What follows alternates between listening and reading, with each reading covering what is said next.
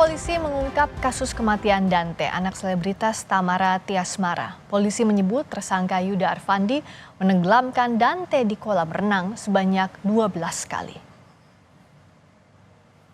Polda Metro Jaya mengungkap perkembangan terbaru terkait kasus kematian Dante, anak selebritas Tamara Tiasmara. Polisi menyebut tersangka Yuda Arfandi menenggelamkan korban di kolam renang sebanyak 12 kali. Tersangka melihat ke arah kanan dan kiri, memastikan tidak ada orang yang melihat. Lalu kemudian membenamkan korban ke dalam kolam sebanyak 12 kali.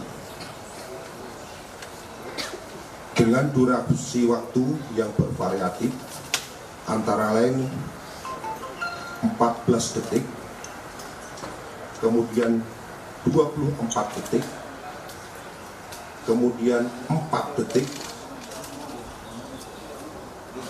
kemudian 2 detik, kemudian 26 detik, kemudian 4 detik, 21 detik, 7 detik, 17 detik, 8 detik, dan 26 detik. Sedangkan yang terakhir adalah sebanyak 54 detik. Polisi menambahkan korban sempat mencoba menyelamatkan diri usai dibenamkan berkali-kali. Namun digagalkan tersangka hingga akhirnya anak berusia 6 tahun itu meregang nyawa. Kemudian korban berusaha berenang ke tepian kolam. Namun tersangka melakukan gerakan yang mencurigakan sehingga korban tidak dapat meraih ke tepi kolam. Selanjutnya tersangka mengangkat korban dan meletakkan ke tepi kolam, di mana setelah korban diberikan bantuan pertama oleh saksi-saksi di pinggir kolam renang, diketahui korban sudah tidak bernafas. Tim kedokteran forensik mengungkap hasil otopsi jenazah korban yang tewas tenggelam di kolam renang Duren Sawit, Jakarta Timur. Dokter forensik menyimpulkan anak Tamara Tiasmara itu tewas karena tenggelam. Kemudian hasil pemeriksaan otopsinya juga didukung kami temukan tumbuhan air dalam sumsum tulang dan organ hatinya. Sementara kami menyimpulkan bahwa kondisi korban sesuai dengan korban meninggal akibat tenggelam atau masuknya air ke dalam saluran pernafasannya. Ahli pidana Universitas Pelita Harapan, Jamin Ginting menyebut polisi juga harus memeriksa semua yang ditemukan di tubuh Dante sehingga bisa memperkuat dugaan korban dibunuh. Luka yang ada dalam tubuhnya itu akibat murni karena memang volunteer ya, karena memang dia mati sendiri karena kelalaian, atau karena ada paksaan tadi, ada kekerasan di tubuh. Polisi harus mengungkap kasus ini hingga tuntas, termasuk kemungkinan adanya pihak lain yang terlibat. Tim Liputan Kompas TV. Hasil otopsi menyimpulkan anak Tamara Tiasmara tewas karena tenggelam. Polisi menyebut tersangka Yuda Arfandi menenggelamkan korban sampai 12 kali. Mengapa kejadian ini bisa terjadi? Mengingat pelaku adalah orang dekat korban, kami akan membahasnya bersama ahli psikologi forensik Reni Kusumowardani. Selamat malam, Mbak Reni. Selamat malam, Mbak Friska. Kalau kita lihat kasus ini, kita masih menunggu secara detail apa motifnya, termasuk juga terutama pembuktian unsur-unsur pembunuhan berencana. Kalau merujuk kepada keterangan polisi, polisi menyebut bahwa pelaku ini sempat memantau situasi sebelum bertindak. Apakah kita serta-merta bisa melihat ini adalah niat membunuh atau tidak? Ya, perilaku itu perilaku yang sama, latar belakang perilakunya bisa berbeda-beda. Jadi menurut saya dalam kacamata psikologi forensik kita perlu memastikan ini latar belakang perilaku dia menengok ke kiri ke kanan itu memang untuk dalam rangka mengamankan diri ya, melihat situasi, atau dia tengok-tengok karena yang lain begitu. Nah, ini perlu dipastikan betul di dalam proses investigasi psikologi forensiknya, Mbak Friska. Jadi tidak serta-merta jika hanya satu indikator perilaku saja. Ya, begitupun dengan alat bukti harus lebih dari 2 alat bukti dan sekarang polisi terus melengkapi ini. Nah, Mbak Reni kalau bicara soal polisi yang menyebut pelaku ini 12 kali menenggelamkan korban dengan durasi yang berbeda-beda. Tapi di sisi lain pelaku juga membantah bahwa ia bukan membunuh tetapi membantu dan juga melatih korban untuk berenang. Nah, bagaimana untuk membuktikan ini? Karena kan satu gambar dengan alibi yang berbeda. Mhm, iya. Jadi, pada umumnya orang jika terlibat pada masalah hukum, biasanya akan ada defense ya, pembelaan diri. Nah, saya melihat ini kemungkinan besar memang arahnya ke pembelaan diri ya, Hmm. untuk bagaimana caranya dia kemudian, dianggap tidak bersalah. Nah, di sini lagi-lagi memang investigasi itu betul-betul harus jeli. Nah, kalau dari keterangan polisi tadi 12 kali membenamkan sampai yang terakhir itu 50 detik lebih begitu dan ini adalah anak-anak gitu, ini terlihat ada satu intensi perilaku yang, betul-betul ya ini, entah itu marah atau ada sesuatu yang lain yang dia tahu bahwa ini bisa mengakibatkan kematian, apalagi pada anak usia 6 tahun yang tidak mampu melakukan pembelaan diri. Mhm. Secara logika artinya bisa juga dinilai, apakah mungkin anak usia sekian bisa bertahan di dalam air selama jangka waktu tertentu dalam, waktu yang berturutan juga begitu ya Mbak Reni?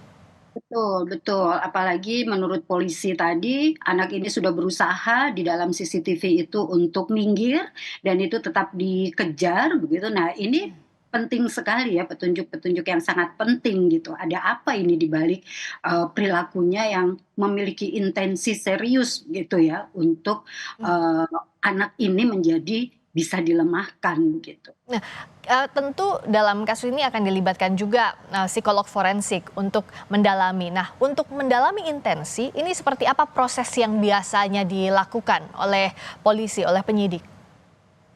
Kalau untuk kami dari psikologi forensik ini sudah mulai turun ya teman-teman dari tim Mmm. Support. Biasanya kami melakukan metode yang standar dalam keilmuan kami. Jadi yang pertama kita akan melakukan, wawancara dan kemudian observasi dan kita juga akan melakukan seperangkat baterai tes yang kita berikan kepada yang bersangkutan Mmm. untuk mengetahui apa sebetulnya pola-pola pemikirannya, kepribadiannya, dan, emosinya serta intensi-intensi perilakunya untuk mempelajari beberapa perilaku yang dicurigai ini berhubungan dengan intensi atau niat membunuh tadi. Jadi ada 4 pilar ya, jadi ada formal test, tes informal, observasi, dan wawancara yang semuanya itu nanti termasuk barang bukti dijadikan data yang diintegrasikan untuk bisa diinterpretasi ke arah motif apa yang ada di belakangnya dan seperti apa sebetulnya, tersangka ini gitu ya, sehingga mampu melakukan hal-hal yang dituduhkan kepadanya. Nah, untuk menggali ini kan, butuh kecermatan tinggi, terutama kalau kita melihat perkembangannya, ada banyak sekali narasi yang coba dikemukakan oleh kerabat dari tersangka, oleh orang-orang dekat tersangka bahwa nggak mungkin kok dia melakukan, karena sudah lebih dari sekali untuk melatih berenang, sudah lebih dari sekali juga untuk bersama-sama ke kolam renang dan juga dekat dengan, korban. Ini bagaimana untuk menggalinya, kalaupun ini, upaya untuk menyamarkan agar tidak terkelabui seperti apa Mbak Reni? Iya, jadi memang kita ada beberapa, tes yang tadi saya sampaikan ya, Ya. termasuk tes kepura-puraan, apakah dia ini berpura-pura, lalu kita juga akan melihat dalam pola-pola perilakunya, kita juga melihat pada track record-nya, kita juga perlu mengidentifikasi bagaimana dan apa yang sebelumnya terjadi ya, sebelum peristiwa ini terjadi, itu ada kejadian apa, bagaimana relasinya dengan orang-orang dekat si anak, begitu. Karena kalau misalkan, motifnya adalah ingin menghabisi anak, ini perlu dilihat kenapa kok anaknya begitu, sementara anak ini kan tidak punya kemampuan ya secara Iya. fisik, secara emosi maupun secara finansial dan lain sebagainya begitu. Iya. Nah, yang perlu kita lihat ke belakangnya ada apa? Kalau ditemukan ada indikasi permasalahan tertentu sehingga bisa mengarah pada tujuan-tujuan tertentu. Nah, ini kita kemudian bisa menganalisis berdasarkan teori-teori, konsep-konsep, teori Mhm. perilaku untuk kita menyimpulkan ini memang ada motifnya atau tidak, direncanakan atau tidak begitu. Karena status hubungan, keseharian dari tersangka ini adalah, kekasih dari ibu korban, bisakah memang untuk merangkai bukti-bukti tadi, ibu korban juga diperiksa? Tadi kan polisi juga menegaskan akan diperiksa sebagai saksi. Selain mengungkap unsur pidananya, bisa jugakah untuk merangkai tadi secara psikologi forensik, secara keilmuan, Mbak? Betul, betul sekali. Jadi kita juga perlu datang ke TKP untuk mempelajari TKP-nya itu sendiri, di mana posisi CCTV, waktu kejadian itu siapa saja yang berada di sana, seberapa sering sebetulnya yang bersangkutan itu datang ke sana dan mengetahui betul atau tidak ya lingkungan di kolam renang yang menjadi TKP. Jadi kita juga akan mendatangi TKP kami dan kemudian kami juga akan melakukan wawancara kolateral ya, wawancara yang tidak hanya kepada tersangka tetapi kepada orang-orang yang signifikan terhadap peristiwa ini. Berarti yang mengetahui tentang anak ini dan mengetahui tentang tersangka. Jadi jika, dilakukan oleh orang dekat ini bukan mustahil ya Mbak Reni, tapi bisa jadi hal yang harus lebih diwaspadai. Karena kan seringkali begini, karena sudah sering dengan si anak, kita mempercayakan ke orang itu meskipun bukan keluarga. Dengan kasus ini harusnya lebih berhati-hati karena bukan kasus pertama saja yang kita temui ya Mbak? Ya, betul. Justru kerabat atau orang-orang yang dekat dengan seseorang ya, apalagi anak, ini kan punya gesekan-gesekan sosial emosi yang lebih besar ya dibanding orang-orang yang tidak mengenalnya begitu. Maka kebanyakan kasus-kasus pidana itu kan justru dilakukan oleh orang-orang yang kebanyakan dikenal sehingga ada gesekan-gesekan emosi atau problem-problem sosial yang kemudian bisa jadi memicu sebuah amarah kalau ini motifnya adalah amarah, dendam gitu, tapi bisa juga anak ini dijadikan sebuah alat untuk mencapai tujuan yang lain. Nah, ini yang masih perlu untuk didalami untuk kita bisa mendapatkan satu simpulan yang lebih pasti, demikian. Oke, dan kita akan nantikan apa motif sebenarnya dari kejadian ini meskipun tidak termasuk unsur